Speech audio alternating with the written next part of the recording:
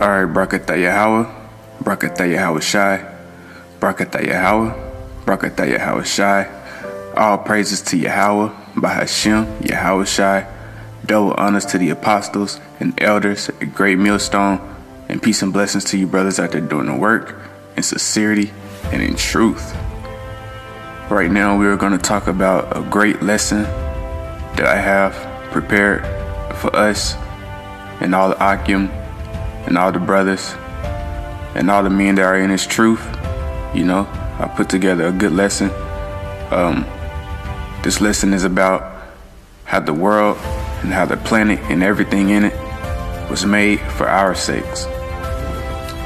This is 2nd Esdras 6:54, and it says, "And after these Adam also, whom thou hast made Lord of all thy creatures, of him come we all, and the people also whom thou hast chosen."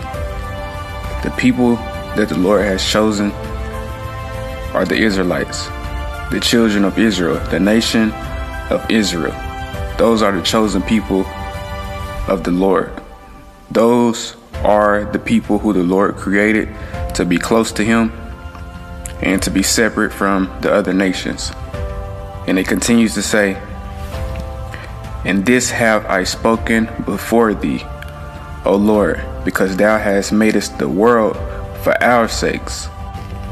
So, if the world and everything in it was made for us, the nation of Israel, that means everything on this planet belongs to us, rightfully so.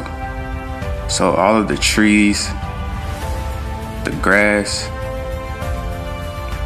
the plants, the flowers, the insects, the fruit, the clouds, the water, the metals, the precious metals and the precious stones like rubies and jade and topaz and diamonds and gold and silver and copper and everything else in between, and the sand, the dirt, the soil, everything belongs to us.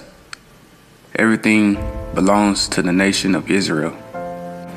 All the way from all the air that we breathe to the carbon dioxide that we exhale from the sky and everything above us when we look up, to the ground and everything beneath the earth when we look down. From all the animals, the whales, the bats, the scorpions, the spiders, the butterflies, the monkeys, the tigers, the bears, the deer. All of these different animals and all of these creatures that's within this planet belongs to the nation of Israel. And it doesn't stop there. We have more inheritance that belongs to us. All of these nations and these different people and these different women that are on this planet, these people and these different nations and these different races of people, they belong to us also. If you go to Psalms 2:8, it says, "Ask of me, and I shall give thee the heathen for thine inheritance, and the uttermost parts of the earth for thy possession." So here you have it. Not only is the earth and the entire planet given to us as an inheritance, but also the things and the living creatures and the different nations of people also, they belong to us also. And so this is a cut to you dumbass niggas talking about we can't deal with heathen women. Here you have it, that the whole planet was given to us as a gift. So if the whole planet is given to us as a gift, that means that anything that's inside of it belongs to us. So even these other nations, women, they belong to us also. And all of these other nations that are here were created to serve us. They were created to serve our every want and every need. Anything that we ask or demand of these other nations, they are supposed to serve our needs for whatever we ask them. And if they don't, they should perish. So as the nation of Israel, we have dominion. We have rulership over the entire earth. And soon enough in these last days, we are going to get our power seat back, and we will rule these other nations with a rod of iron. The planet is going to go back to how it was in the ancient world. It's going to be turned into a garden. The earth is going to flourish. Trees are going to be much bigger. Animals are going to be much bigger. The fruit and the vegetables are going to be much bigger. Things are going to go back to how they was in the ancient world. So all the flowers and the plants and everything that you see on this earth is going to flourish to how it was supposed to be in the beginning. The water and the air is going to be purified. The trees and the plants and the flowers are going to be singing and dancing. The birds are going to be chirping and singing their songs. And we're going to rule over all of these other nations forever. Isaiah 60:12 says, "For the nation and kingdom that will not serve thee shall perish. Yeah, those nations shall be utterly wasted." So what this is saying is that once we get our power seat back, and once we are in rulership once again and forever, any nation that doesn't do what we command are going to be destroyed. No questions asked. Anything that we demand, these nations are supposed to make it happen.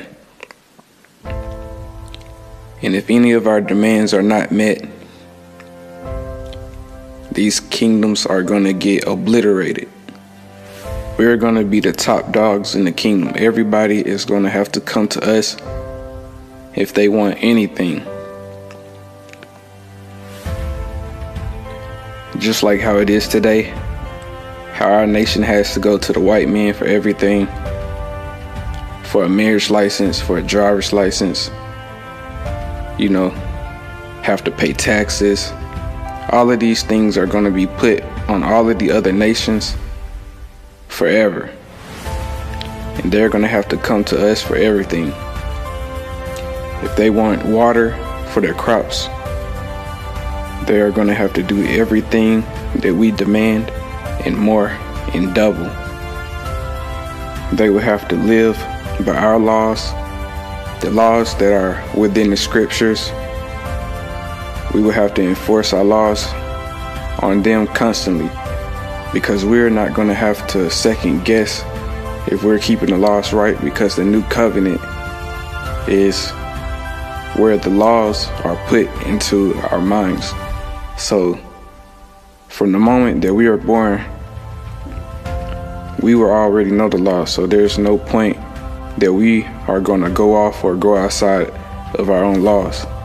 But these heathens, these other nations, they are going to be going outside of the laws constantly.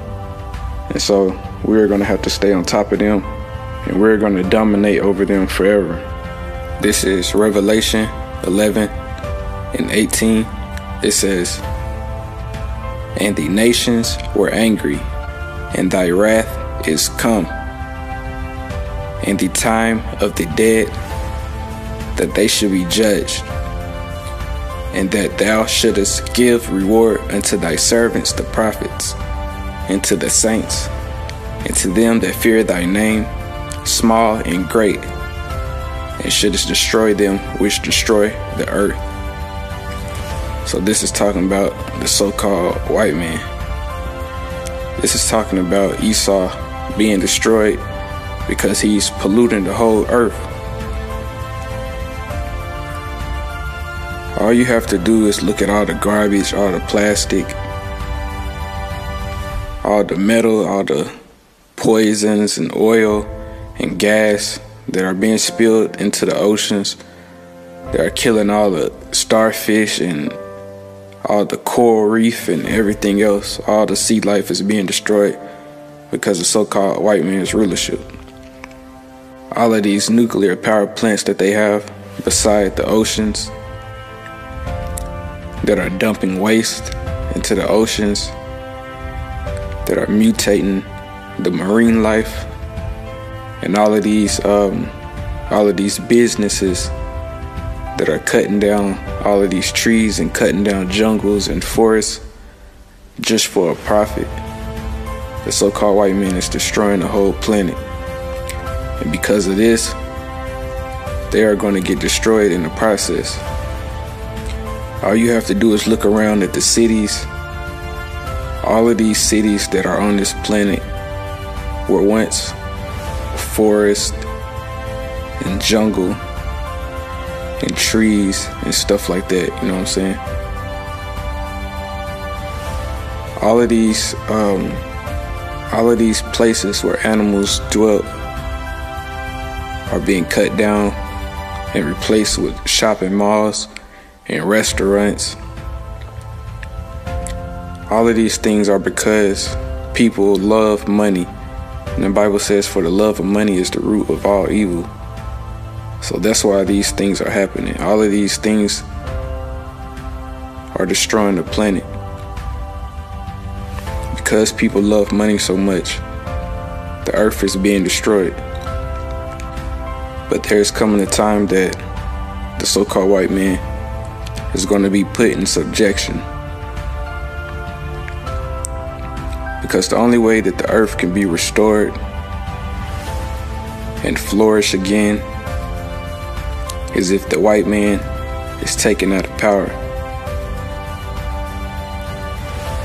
And this is the patience and the faith of the saints. All praises to Yahweh, Bahashem, Yahushai, double honors to the apostles and elders of Great Millstone, and peace and blessings to you brothers out there doing the work in sincerity and in truth. Shalom.